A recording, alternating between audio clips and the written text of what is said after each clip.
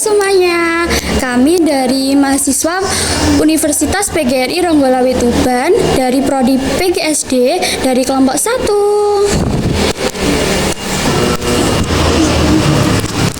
Pada kesempatan ini kami sedang melakukan tugas mata kuliah kearifan budaya lokal dengan tema observasi dan wawancara kerajinan batik di wilayah Karangtuban. Batik merupakan salah satu warisan budaya Indonesia yang memiliki nilai seni dan filosofi yang tinggi. Di daerah Karang, Kabupaten Tuban, kerajinan batik menjadi salah satu wujud kearifan lokal yang masih dilestarikan hingga saat ini. Nah, untuk mengetahui lebih lanjut tentang proses pembuatan dan nilai-nilai yang terkandung pada batik ini, langsung saja kita lakukan wawancara kepada salah satu pengrajin batik asli wilayah sini. Yuk!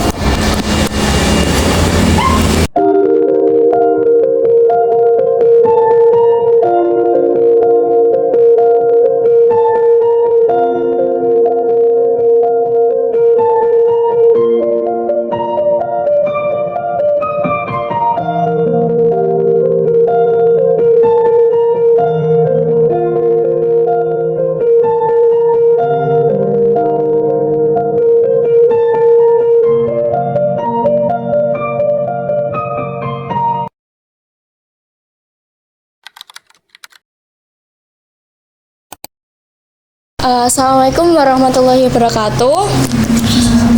Terima kasih Bapak sudah meluangkan waktu untuk diwawancarai kali ini. Sebelumnya dengan Bapak siapa? Dengan Bapak Doni. Baik Bapak Doni. Pertanyaan pertama, sejak kapan Bapak mulai menekuni usaha kerajinan batik ini? Kalau usaha batik ini tahun 1980. Dari 1980 itu dimulai dengan ibu saya. Ibu saya itu mendirikan batik ini karena peminat batik dulu yang dulunya dipakai untuk dirinya sendiri, ternyata banyak yang minat, jadi diperluaskan, dijual belikan gitu. Jadi sampai sekarang atas nama ibu tahun 2021 saya yang memegang ini gitu.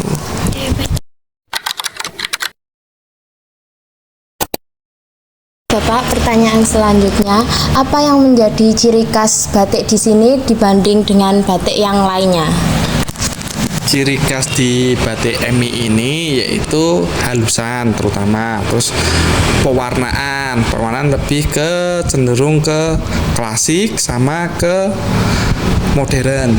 Nah, terus sama halusan itu bolak-balik maksudnya. Sama motifnya juga pasti flora dan fauna.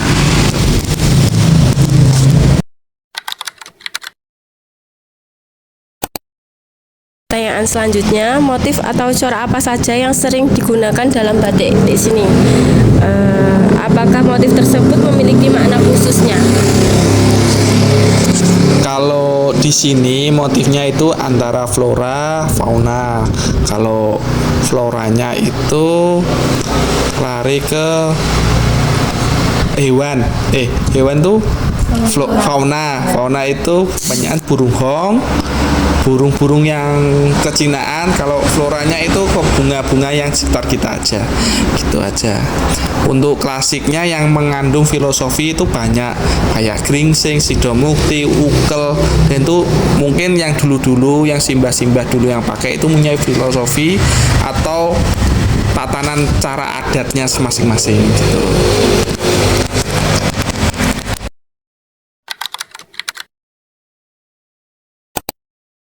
Bapak, pertanyaan selanjutnya, bisa dijelaskan secara singkat bagaimana proses pembuatan batik dari awal hingga bisa menjadi kain yang siap dijual?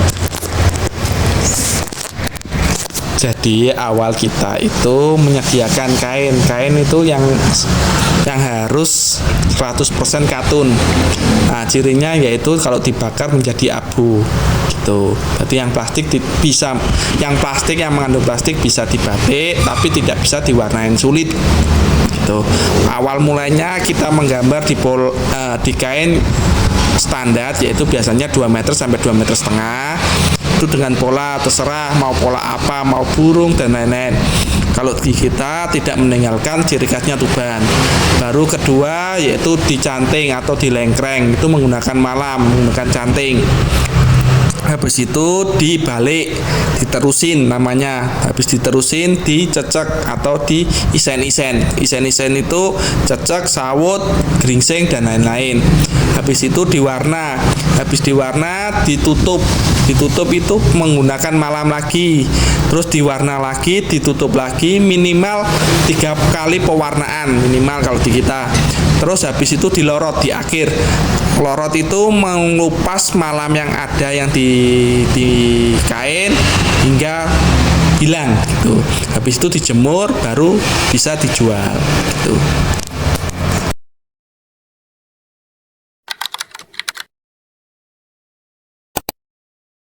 Bapak, bahan-bahan apa saja yang digunakan dalam pembuatan batik di sini?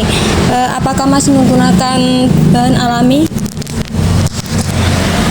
Kalau bahan medianya yang kita pakai yaitu kain pabrik. Kain pabrik yang penting kain katun 100% yang tadi yang jelaskan. Yang kedua, kalau yang alami yaitu kain gedok. Kain gedok itu dari benang kapas. Kapasnya bukan kapas randu tapi kapas yang bunga itu. Itu dipintal menjadi benang, baru ditenun, baru dibatik nantinya. Itu yang alami kalau kita, dan pengerjaannya masih tradisional. Terima kasih.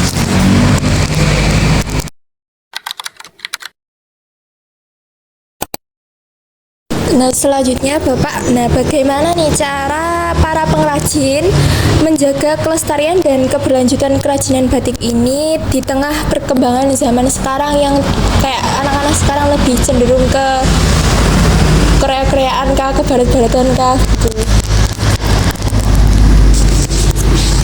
Jadi untuk mengikuti zaman sekarang, kalau masalah pemasaran kita juga update. Untuk pemasarannya kita lewat Shopee, lewat TikTok, lewat IG dan lain-lain, kita live juga ada. Tapi untuk masalah untuk barangnya kita juga mengikuti. Jadi kita nggak hanya sekedar kain tapi juga kayak vest, terus kayak obi. Jadi ya kita kalau yang obi terus vest itu dari kain-kain yang reject, maksudnya yang cacat. Jadi nanti yang cacat itu kita kumpulin, baru kita produksi untuk obi, vest dan tote bag gitu dan lain-lain, maupun udeng. Biasanya yang laris udeng ya.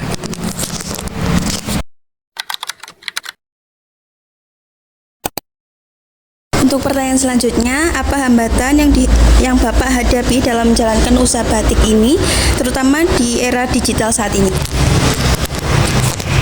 Kalau hambatan ya pasti ada, setiap produksi, setiap pengrajin itu ada. Tapi untuk hambatan kita akan belajar untuk bagaimana mengikuti zaman ini.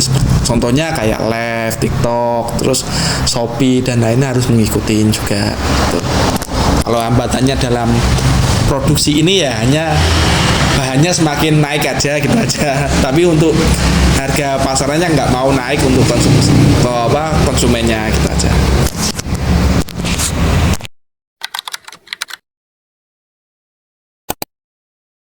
Selanjutnya, menurut Bapak apa nilai-nilai kearifan lokal yang bisa kita pelajari dari tradisi membatik ini, khususnya bagi generasi muda? Jadi untuk generasi muda tentang membatik itu akan belajar artinya suatu karya atau hasil dari pembatik itu kenapa kok harga batik itu mahal gitu. Terus kedua, dari pengrajin sendiri harus ada ketelitian dan kesabaran, terutama untuk ibu-ibu, untuk generasi muda yang cewek gitu, kesabaran, telaten dan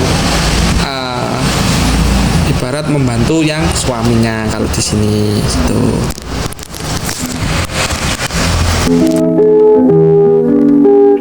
kasih Bapak untuk wawancara kali ini. Semoga informasi yang Bapak berikan bermanfaat bagi kita semua.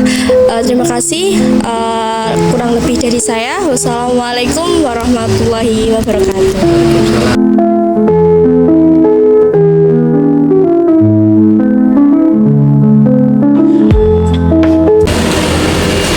Dari wawancara ini, kita bisa memahami bahwa kerajinan batik bukan sekadar kegiatan ekonomi, tetapi juga merupakan warisan budaya yang syarat dengan kearifan lokal seperti kerja keras, kesabaran, dan cinta terhadap budaya bangsa.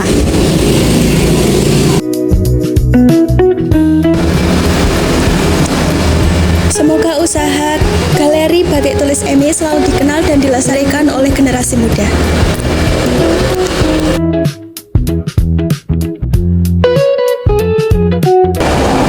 Kami dari kelompok 1 pamit undur diri. Wassalamualaikum warahmatullahi wabarakatuh.